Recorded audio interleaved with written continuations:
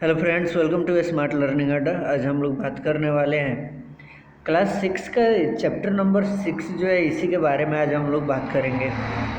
और ये इतिहास का चैप्टर है। और इसके बारे में हम बता दें तो अगर कोई भी स्टूडेंट, चाहे वो क्लास 12th का ही तैयारी क्यों ना कर रहा हो, इतना इम्पोर्टेंट चैप्टर है 6 का कि कोई भी चैप्टर उठा लीजिए, चैप्टर 1, चैप्टर 2, चैप्टर 3, अगर इसी को आप लोग 12th में पढ़ते हैं ना तो वहाँ पे शॉर्टकट तरीके से मिलता है। क्लास 6 में हमारा डिटेल्स रूप में वही चीज़ मौजूद है। तो हम पहले चैप्टर में देखेंगे अपने अतीत के बारे में कि हमारा अतीत कैसा रहा, हम क्या क्या जानकारी हासिल करते हैं अपने अतीत से, इन सारे चीज़ों के बारे में हम पता करेंगे।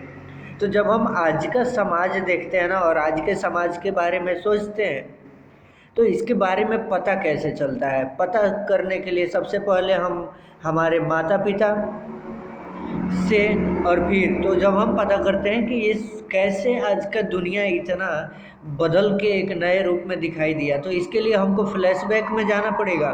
अब फ्लैशबैक में हमको दिखाई देगा कि सबसे पहले हमारे माता पिता दिखाई देंगे, फिर एक परिवार दिखाई देगा। अब परिवार दिखाई देगा, उसके बाद एक गांव दिखाई देगा, गांव से शहर दिखाई देगा, और फिर धीरे धीरे शहर से देश दिखाई देगा, और कई गो देश मिल करके एक पूरे विश्व का निर्माण कर लेगा।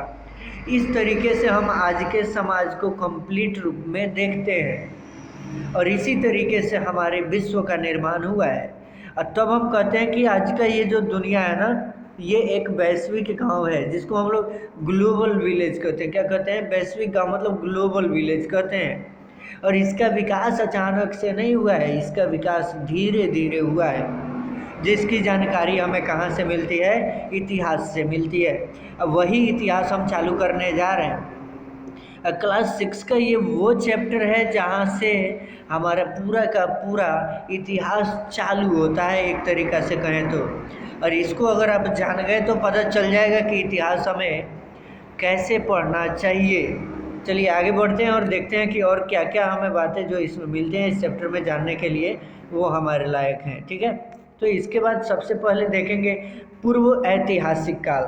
पूर्व ऐतिहासिक काल किसे कहते हैं? तो हम जब भी या किसी भी तरीके से नीचे ज़मीन के अंदर दबे हुए जो भी अवशेष हमें मिलते हैं, वस्तुओं और अभिलेखों द्वारा जो भी हमें प्रमाण मिलता है, उसी को पूर्व ऐतिहासिक काल कहा जाता है। कभी भी उत्खनन का कार्य किया जाता है ना, कभी भी उत्खनन का कार्य किया जाता है तो जो भी पुरातत्ववेत्ता है जो उत्खनन का कार्य करते हैं, करवाते हैं अपने संरक्षण में, उनको कुछ अवशेष मिलता है ज़मीन से, कुछ अभिलेख मिलता है उनको, और उसी को हम लोग कहते हैं पूर्व ऐतिहासिक काल, जिसके बारे में हमको नीचे दबे अवशेषों से पता चल रहा है और फिर अभिलेखों से पता चल रहा है, उसी को हम लोग कहते हैं पूर्व ऐतिहासिक काल।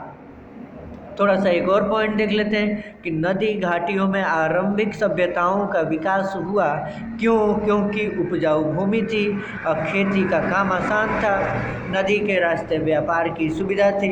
लोग कहते हैं ना कि आखिर हम लोग नदी के किनारे क्यों रहते हैं? कोई गंगा नदी के किनारे, कोई यमुना नदी के किनारे, कोई सिंधु नदी के किनारे।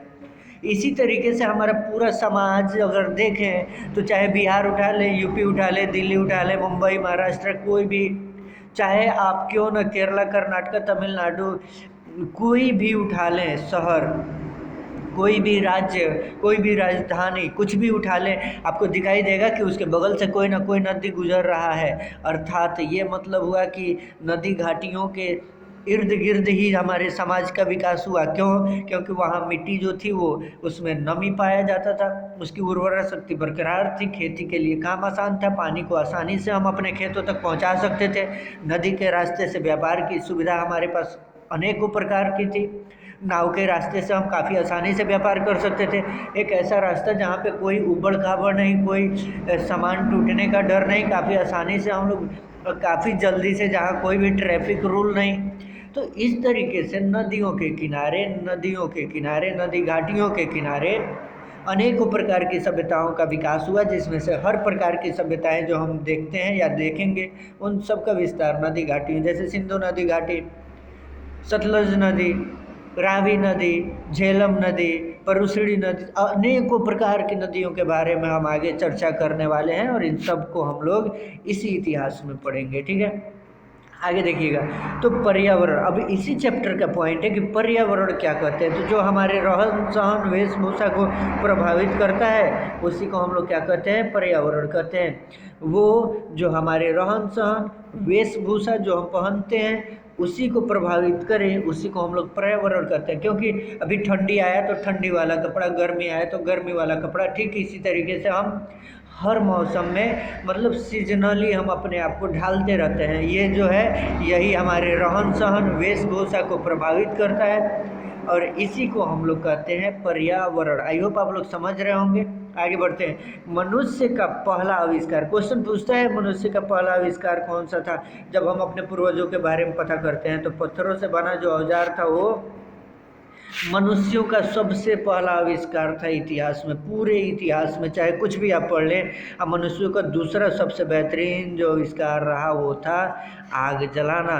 फिर मनुष्यों का अगला देखेंगे पॉइंट कि क्या क्या आगे है। तो मनुष्य अब खेती करने लगे क्योंकि आग था, उनके पास पत्थर के औजार थे, खेती करना चालू, फिर पशुपालन चालू हो गया, फिर यातायात, मतलब उनको अब जितनी भी वाहन का तरीका था जो अपने हिसाब से वो बना सकते थे उसमें प्रगति आई और इस तरीके से हमारा समाज जो था वो डेवलपमेंट की ओर बढ़ते गया और आगे के आविष्कार से मनुष्य अब अपना भोजन पकाकर खाने लगा, ठंड से बचने के लिए उसका यूज करने लगा, जानवरों से अपने आप को रक्षा करने के लिए, उसका बचाव करने के लिए यूज करने लगा। और इस तरीके से आग को माना गया कि मनुष्यों के लिए, या आज का समाज कहें या उस समय का समाज कहें, इसके लिए सबसे नया एक खोज था जिसका नाम है आग।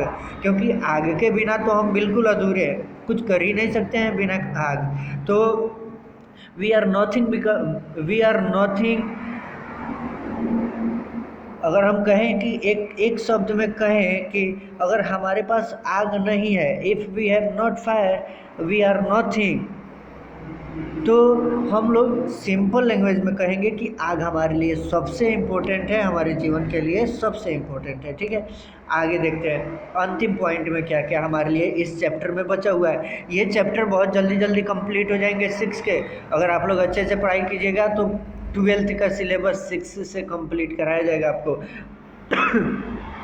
अब यहाँ पे देखिएगा तो हमें पता चलता है कि अब मृत्यु प्राप्त लोग जो थे ना, मरने के बाद जीवन की कल्पना करना चालू किए थे। ये तभी हुआ था उस समय जब हम 6 का इतिहास पढ़ते हैं। दाह संस्कार जो आज भी चलता है, ये इन सारे चीज़ों के तरीके, किसी को दफना दो, किसी को जला दो, किसी को समाधि दे दो, अलग अलग तरीके, ये उसी टाइम के इतिहास से मिलते हैं जिसको आज भी हम लोग अपना करके चल रहे हैं।